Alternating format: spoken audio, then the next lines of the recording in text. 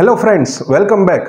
आज के वीडियो में बात करेंगे अक्कल दाढ़ के दर्द या तो अक्कल दाढ़ की जो परेशानी है उसका क्या है परमानेंट सॉल्यूशन और क्लिनिकल ट्रीटमेंट। और साथ ही में बात करेंगे कि अगर अक्कल दाढ़ की दर्द या तो परेशानी किसी को है तो उसके लिए क्या होम रेमेडीज, क्या घरेलू उपचार है उसके बारे में। और थर्ड और मोस्ट इंपॉर्टेंट पॉइंट कि अक्कल दाढ़ से जुड़ी क्या गलतफहमी, क्या गैरमान्यता है, क्या मिथ्स है और उसके सामने साइंटिफिक फैक्ट्स क्या है। तो आज के वीडियो में बात करेंगे यह सब कुछ और बहुत कुछ। नमस्कार फ्रेंड्स, मैं डॉक्टर मितुल सोजित्रा। और आपने अगर अक्कल दाढ़ से जुड़ी हमारी फर्स्ट वीडियो जिसमें अक्कल दाढ़ क्या होती है, उसके लक्षण क्या है वगैरह नहीं देखा है तो आई बटन में उसका लिंक आएगा, आप उसे पहले जरूर देखिएगा ताकि कोई भी ओरल हेल्थ से जुड़ी इंपॉर्टेंट अपडेट्स आपसे मिस ना होए।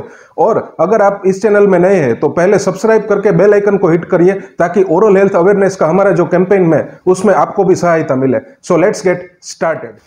फ्रेंड्स, अब आपको लिए चलता हूं अक्कल दाढ़ का जो परेशानी है उसका क्या परमानेंट सोल्यूशन और क्लिनिकल ट्रीटमेंट है। तो फ्रेंड्स, सोल्यूशन उसको बोलते हैं कि जो अपना रेस्ट ऑफ द लाइफ बाद में किसी भी पेशेंट को उससे तकलीफ से आराम मिले, निजात पाए, इसी को हम परमानेंट सोल्यूशन बोल सकते हैं। बाकी तो टेम्पररी तो आजकल कोरोना भी है जो वेव्स में आता है। तो बात करते हैं परमानेंट सोल्यूशन की। तो एज यू ऑल नो कि मैं अक्कल दाढ़ का super specialist oral and maxillofacial surgeon हूं, तो मेरे हिसाब से मैंने सोल्यूशन के 4 क्राइटेरिया तय किए हैं कि कौन से 4 क्राइटेरिया को मीट करेगा अगर कोई भी सोल्यूशन तो वो परमानेंट सोल्यूशन कहलाएगा। तो पहली तो अक्कल दाढ़ के जो परेशानी रहती है जिन पेशेंट्स को, उनको उस साइड चबाने में दिक्कत होती है, डिस्कंफर्ट होती है। यानी कि अगर मसूड़ा फूला हुआ है या तो अक्कल दाढ़ की परेशानी है तो उस साइड अगर कोई भी पेशेंट हार्ड चीज, चना हो गया, मूंगफली का दाना हो गया या तो बादाम हो गया, ऐसा कुछ भी चबाने में उनको दिक्कत होती है या तो दर्द बढ़ता है। तो सोल्यूशन जो भी होगा वो ऐसा होना चाहिए कि उसके बाद, मतलब एक बार हमने जो सोल्यूशन करा लिया, ट्रीटमेंट करा ली, तो उसके बाद चबाने में डिस्कंफर्ट नहीं होनी चाहिए। दूसरा पॉइंट, सोल्यूशन ऐसा होना चाहिए कि जिससे पेशेंट की च्यूइंग एफिशिएंसी कॉम्प्रोमाइज ना हो बल्कि च्यूइंग एफिशिएंसी बढ़ जाए। यानी कि जो खुराक चबाने की क्षमता है वो एक बार अक्कल दाढ़ का ट्रीटमेंट हो जाता है उसके बाद बढ़नी चाहिए। तो ये दूसरा क्राइटेरिया है। तीसरा क्राइटेरिया ये है कि जैसे मैंने बताया था कि अक्कल दाढ़ की परेशानी है वो पेशेंट्स को कुछ टाइम से या ना तो कुछ महीने से रहती है। तो सोल्यूशन कुछ ऐसा होना चाहिए कि जिससे पेशेंट को बार बार हर 2-3 महीने में उसके लिए दवाई खानी ना पड़े, कुछ भी मेडिकल स्टोर से कोई भी मेडिसिन या तो पेन किलर बार बार खानी ना पड़े। सोल्यूशन ऐसा भी होना चाहिए कि जो एक बार ट्रीटमेंट होगी तो उसके बाद उसका परमानेंटली इलाज हो जाए। और coming to the fourth criteria, क्योंकि अक्कल दाढ़ की परेशानी है उसमें बार बार मसूड़ा फूलना, यानी कि मसूड़ों में सूजन और खुराक जो फंसता है वो एरिया में, उसके हिसाब से क्या होता है कि हमारी जो अक्कल दाढ़ है उसकी एकदम बगल में जो हमारा सेकेंड मोलर टूथ, यानी कि जो चबाने की जो एक इंपॉर्टेंट दाढ़ है, उसमें क्योंकि खुराक फंसता है पीछे अक्कल दाढ़ के एरिया में, तो उसके बाजू का हिस्सा जो सेकेंड मोलर टूथ में, उसमें भी सड़न की समस्या रहती है आगे जाके। तो सोल्यूशन कुछ ऐसा होना चाहिए कि जिससे आगे की दाढ़ में सड़न ना हो और या तो उससे जुड़ा और कोई भी हेल्थ प्रॉब्लम ना हो। तो ऐसा क्या परमानेंट सोल्यूशन है जो हमारे इस चारों क्राइटेरिया को मैच करेगा। और ऐसा सोल्यूशन है कि रिमूवल, यानी कि सर्जिकल एक्सट्रैक्शन, यानी कि अक्कल दाढ़ को निकलवाना। यह सॉल्यूशन है जो पेशेंट को अक्कल दाढ़ से जुड़ी सारे परेशानी में उसको तकलीफ में से आराम देगा और पूरी जो परेशानी है उसमें से पेशेंट को निजात मिलेगी।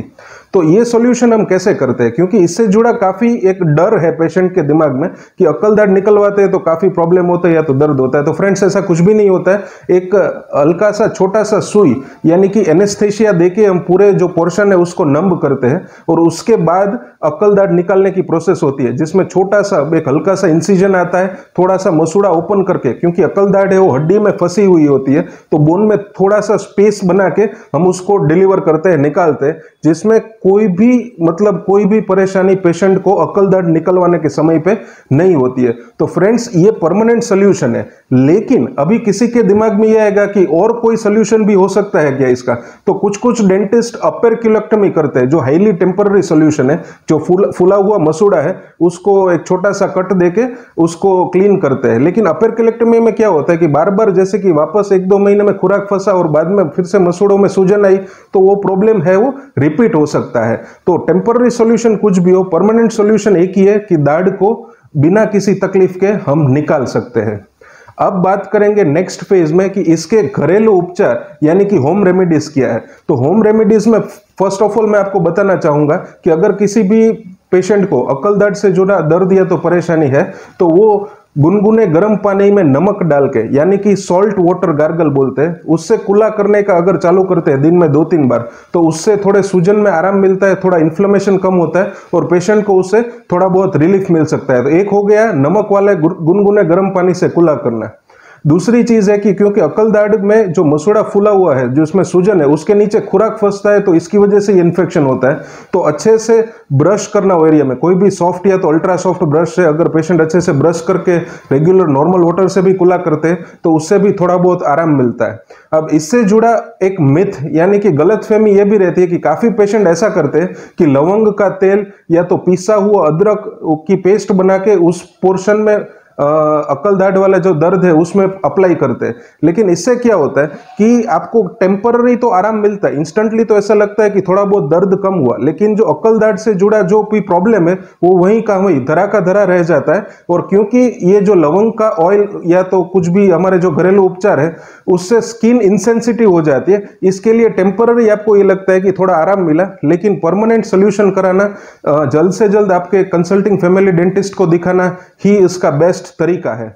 अब बात करते हैं जो मिथ्स है, जो गैर मान्यता है या तो गलतफहमी जुड़ी है अक्लदाढ़ से। एक मिथ ये है कि अक्लदाढ़ निकालने से आंखों की रोशनी कमजोर पड़ती है या तो आंखों से जुड़ी नस खींच जाती है। तो फ्रेंड्स ऐसा बिल्कुल भी नहीं है। साइंटिफिकली जो अक्लदाढ़, चाहे ऊपर की अक्लदाढ़ हो या नीचे की अक्लदाढ़, उसकी नस और आंख की जो रोशनी है उसकी नस से कोई लेना देना नहीं है।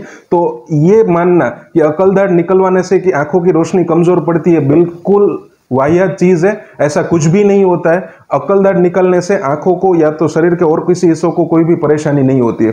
दूसरी चीज ये लोग मान के चलते हैं कि एक बात समझ ली कि अक्लदाढ़ निकालने के टाइम पे कोई दर्द नहीं होता है, लेकिन उसके बाद घर जाके ज्यादा परेशानी होती है। तो ऐसा भी नहीं है, बहुत अच्छी मेडिसिन अवेलेबल है जिसका एक छोटा सा कोर्स आपको अक्लदाढ़ निकालने के बाद करना पड़ता है, तो घर जाके परेशानी होती है, ऐसा भी एक जो मानना है वो भी कहीं ना कहीं गलत है।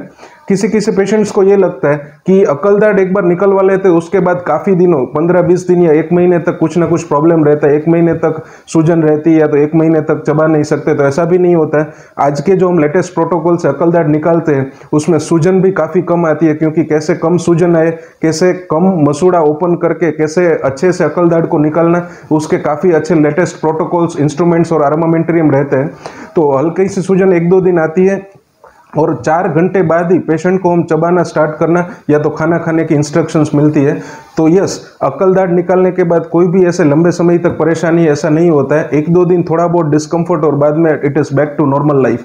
अगर अक्लदाढ़ किसी ने निकलवाई है तो निकलवाने का प्लानिंग कर रहे हैं तो उसके बाद क्या देखभाल करना है ये किसी को जानना है तो उसकी एक आई बटन पे लिंक आएगा, उसमें दाढ़ निकलवाने के बाद क्या देखभाल करनी है उसका वीडियो हमने हमारे चैनल पे अवेलेबल है, जो आई बटन से आप क्लिक करके जा सकते हो। फ्रेंड्स, अगर आपको ये वीडियो अच्छी लग रही है तो इसको लाइक और कमेंट करके हमारा टीम का पूरा उत्साह बढ़ाने की मैं आपको रिक्वेस्ट करता हूं। और अक्लदाढ़ से जुड़ी और कोई भी तकलीफ या तो कंफ्यूजन है तो आप मुझे कमेंट करके बता सकते हैं। अगर ओरल हेल्थ और डेंटल हेल्थ से जुड़ी कोई भी नॉलेज आप प्राप्त करना चाहते हैं तो डिस्क्रिप्शन में मैं अपने सारे डेंटल हेल्थ रिलेटेड वीडियोस की लिंक डाल दूंगा, जो फ्री ऑफ कॉस्ट आप विजिट करके ओरल हेल्थ और डेंटल हेल्थ से जुड़ी इंफॉर्मेशन आप ले सकते हैं।